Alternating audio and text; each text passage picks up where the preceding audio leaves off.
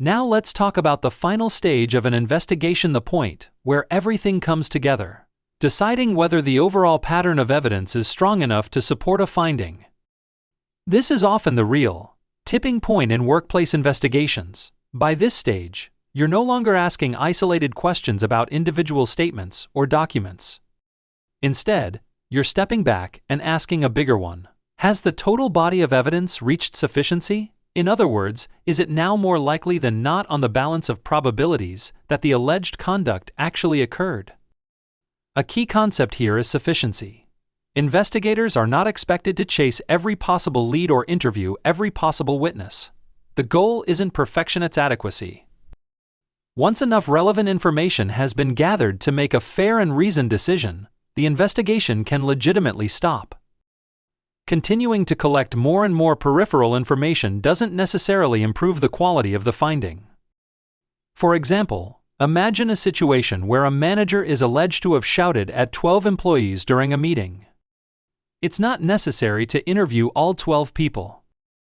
If 2 or 3 independent witnesses give consistent, detailed, and corroborated accounts, that may already be enough to meet the standard of proof.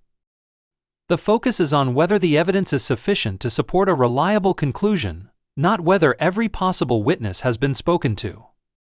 This is where the grains of sand analogy becomes useful. Investigations are rarely decided by a single piece of decisive evidence like a confession or clear video footage. More often, they are built from multiple smaller pieces. Each one on its own may seem minor, but together they create weight. A few grains of sand may not look significant individually, but when enough of them accumulate, they can tip the balance toward a finding. That cumulative effect is also where pattern recognition becomes important. Isolated facts may not mean much, but when similar incidents repeat across time or across different witnesses, they start to form a pattern. For instance, if multiple independent employees describe similar behavior from the same manager, those accounts reinforce each other. Even if each individual incident is not strongly supported on its own, the pattern across multiple sources can significantly strengthen the overall conclusion.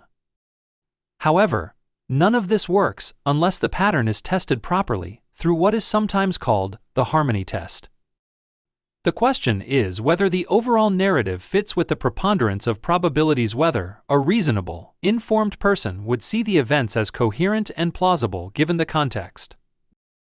A strong case is one where different types of evidence, witness testimony, documents, digital records, and physical facts all hang together, rather than pulling in different directions. At the same time, investigators must avoid what can be called selective corroboration. It is not enough to pick only the evidence that supports one theory while ignoring information that contradicts it. A fair and defensible process requires that all relevant evidence supporting and opposing is considered with the same level of scrutiny.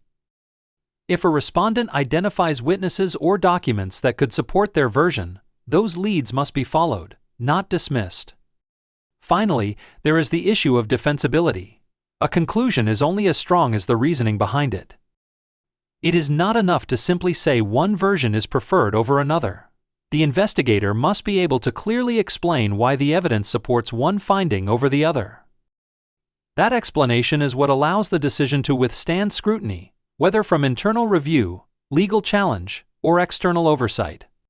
And if, after all of this, the evidence still remains evenly balanced, if the pattern does not clearly point in one direction and cannot be resolved through further credibility or corroboration analysis, then the appropriate outcome is not guesswork.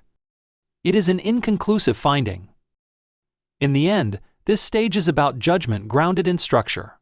It's not about certainty, it's about whether the full pattern of evidence is strong enough, consistent enough, and coherent enough to support a fair and defensible conclusion on the balance of probabilities.